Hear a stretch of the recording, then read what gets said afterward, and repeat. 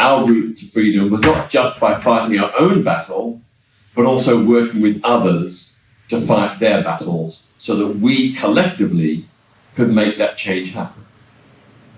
So, for example, the Gay Liberation Front, in many respects, took its model from the African American struggle for civil rights. And I can remember here in London in the early 1970s organising sit-ins in pubs and cafes that refused to serve LGBT people. And that was very much modelled on the Student Nonviolent Coordinating Committee in the United States in the 1960s and Martin Luther King, who went into the Deep South and demanded to be served at lunch counters and parks and in restaurants that were reserved for white people only. So we borrowed from a successful movement. We saw the success of the Black Civil Rights Movement. We conceived the idea that if black is beautiful, then gay is good. That if black people were an oppressed minority, then so were we. And that was really, really important because we had no template. When I was 17 in 1969, there was no LGBT movement. There was none in Australia where I was born and where I grew up. There was no movement at all.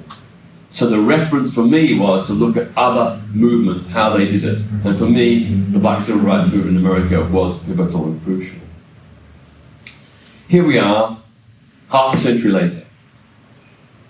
Half a century after Stonewall 1969. A tremendous, unprecedented 5 decades. There has never been a social movement in history that has changed society and global culture so much in such a short space of time as the LGBT plus movement. Take a look at the rainbow flag. It's ubiquitous all around the world. It's one of the most instantly recognizable flags in the world today.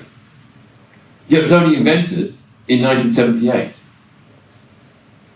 We have put a marker down that has not only uplifted our own community, but has actually fundamentally changed societies. Now, of course, most of these gains so far are in Western countries. And for many other countries outside of the West, their Stonewall has yet to happen, or has happened on a much smaller, less well-known scale. But, in many respects, is even more inspirational.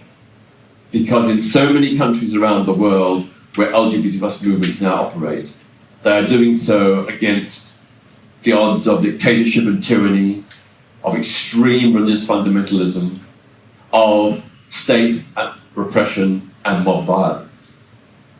So when I think about other Stonewall moments, I think of maybe Russia. Russia in 2006 had their Stonewall moment, when for the first time LGBT plus people demanded the right to hold a pride parade in Moscow. That pride parade was refused and banned by the mayor, and when I went there to support those brave, heroic LGBT plus activists, I saw for myself not only the state repression, but the state collusion with neo-Nazis to attack and beat us. Now, I had the protection of a British passport, so I was back on the plane a week later. But the Russian activists had to stay there and live with long-term consequences. Likewise, in so many countries around the world today, we see these battles being fought that we fought decades ago. So in Uganda, where they have striven to hold a pride parade for several years, and indeed twice they have held small pride parades, but often under police threat, and sometimes, or in least one instance, as a result of a violent police raid. To me, it is so inspiring that there are people out there in countries who don't have our freedoms, don't have the protection of a relatively sympathetic media that we have, but who are nevertheless standing up for LGBT plus rights, saying that enough is enough, that they want their freedom too. And some people say that, LGBT plus freedom is a Western issue. No, it's not. It's a universal human rights issue. And we can never, ever rest until every LGBT person on this planet is free and equal. So we look at all the gays who won here in Britain. Fantastic. And they are fantastic. Think about 1999. In 1999, Britain had by volume more anti-gay laws than any country in the world. Some of them dating back centuries. Yet here we are, 2 decades later, we have some of the best laws. Now that's huge, phenomenal progress. That's the biggest, fastest, most successful law reform campaign in British history. But we still have 1/3 of all LGBT plus people who suffer homophobic, biphobic, or transphobic hate crime. Still, 45% of our young kids in schools are victims of bullying. So we have made huge progress. And that's a tribute to all of you and the tens of thousands of unsung, unknown LGBT activists and straight allies and friends. It's a tribute to the collective action that we've made these changes. But for other people in other countries, it is so painful to think of the struggles they are going through right now. So we've witnessed in the last few years a quite unnerving backlash in about 20 or 25 countries. Progress was going forward, then it's been put into reverse.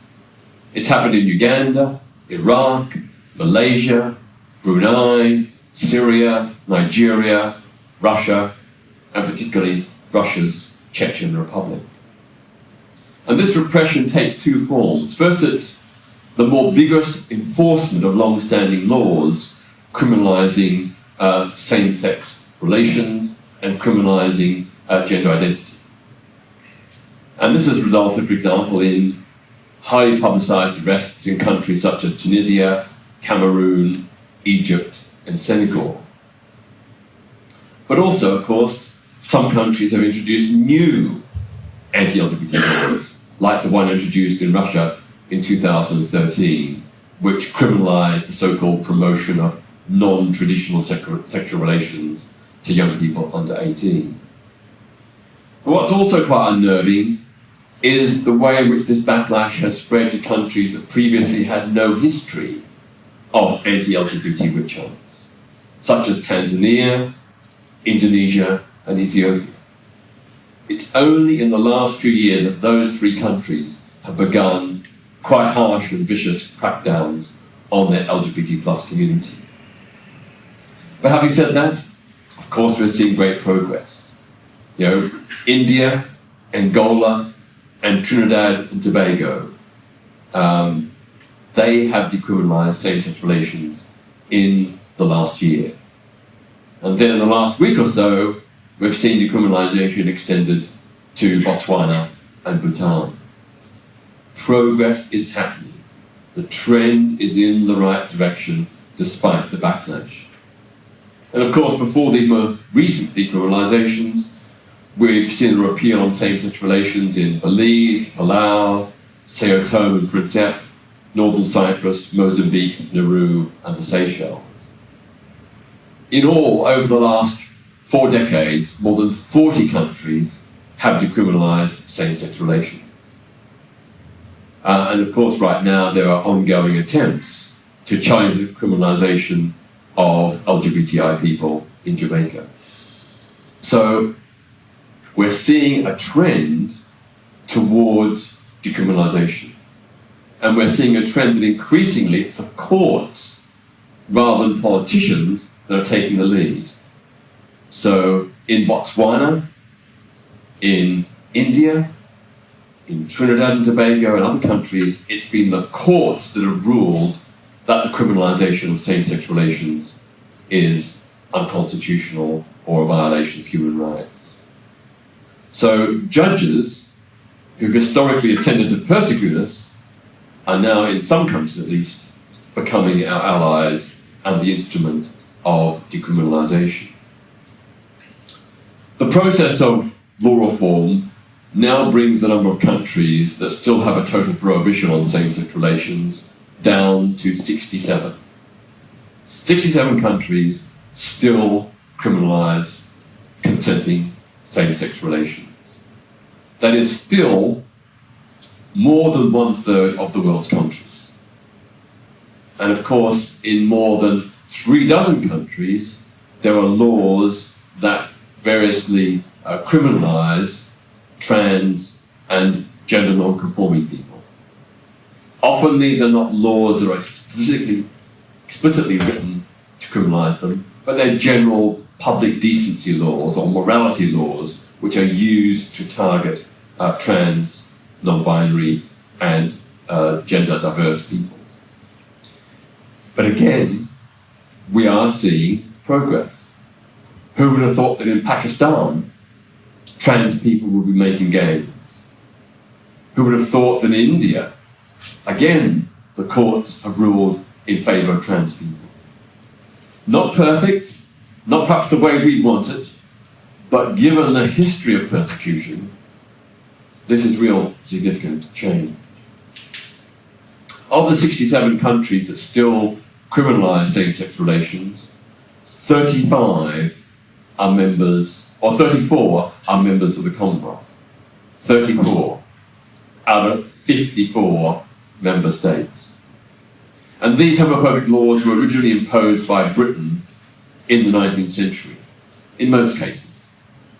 These are laws that Britain imposed when it was the colonial power in the 19th century and which these countries retained after independence. What is perhaps so shocking, given that the Commonwealth has a Commonwealth Charter which enshrines the principle of universal human rights, non-discrimination, equal treatment, what is so shocking is that despite the Commonwealth Charter, that all these countries still criminalise same-sex relations, and that some of them retain draconian penalties. So, under British-imposed colonial era legislation, there is still a maximum penalty of life imprisonment for homosexuality in Sierra Leone, Tanzania, Pakistan, Uganda, Bangladesh, and Guyana. In fact, Guyana is the only country in South America that still criminalizes same-sex relations. We also know that, as I mentioned, the way the backlash is operating is it sometimes involves the more vigorous enforcement of long-standing laws. The other way it operates is, of course, through the enactment of new legislation, like the Russian law in 2013.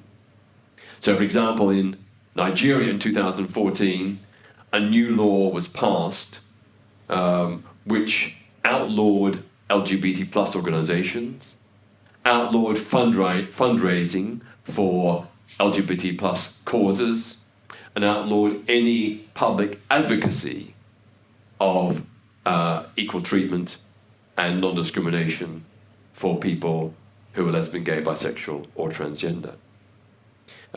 That same Nigerian law even banned gay-focused HIV prevention.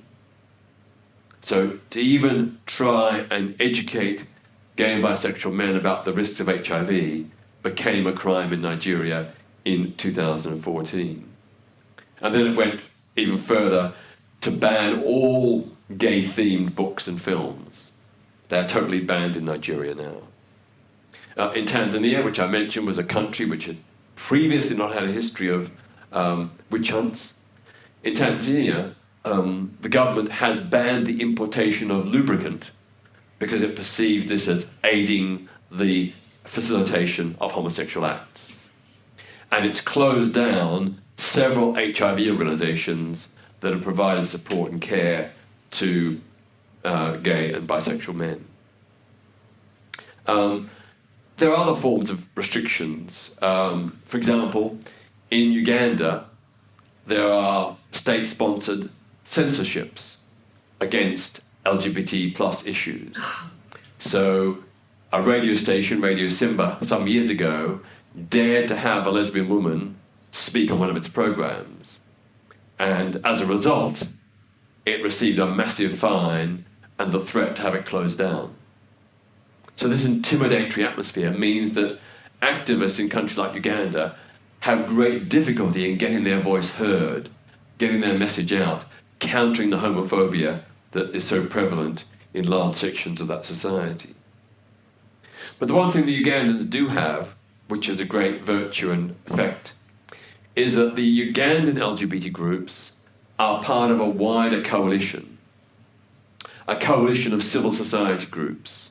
So it includes LGBT plus organisations, women's groups, political opposition parties, trade unions, organisations that campaign for ethnic and religious minorities, and they all work together around the fundamental principle of universal human rights. So that when the LGBT plus community is under attack in Uganda, all the other groups in that civil society coalition rally to support. And likewise, when women's rights are under attack, the LGBT groups and others rally to support the rights of women. It's a very, very, very effective strategy which has given the Ugandan groups a fair degree of protection against probably what would be much more severe state repression. We see that in countries where there is this backlash, that LGBT plus people are increasingly demonised and scapegoated by demagogic politicians and fundamentalist clerics. And often it's quite cynical. So I remember a couple of years ago, a spokesperson of Malawi's main opposition party, Ken Masonda, sought to boost his profile and win bigoted votes. And this is what he said: arresting them, LGBT plus people, won't address this problem because sooner or later they will be released on bail. The best way to deal with this problem is to kill them. There was no public outcry in Malawi when he uttered those words. A handful of people, expressed disquiet, but there was no public outcry. There was no response by the state or by other NGOs to condemn that behaviour or those words. If we look at Nigeria and Uganda, we can see that Christian churches there have played a very fundamental role in contributing to the witch hunting atmosphere by echoing prejudice and from the pulpit, but also actively supporting draconian new anti-gay laws. So the anti-gay law I mentioned in Nigeria in 2014, that was being pushed by the Anglican Church of Nigeria. The Anglican Church of Nigeria that our Archbishop of Canterbury, Justin Welby, will be inviting to the next Lambeth Conference.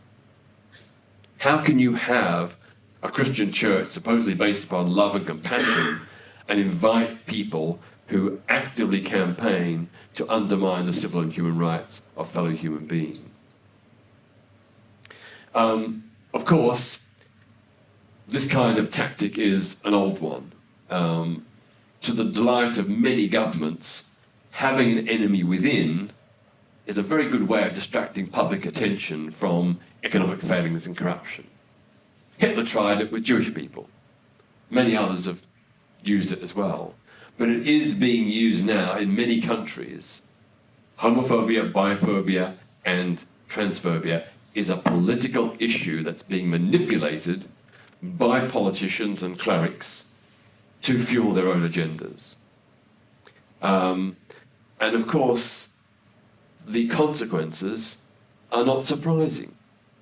We see in many countries the rise of right-wing death squads who get a kudos, a credibility, a legitimacy when mainstream politicians and clerics speak out against the LGBT plus community.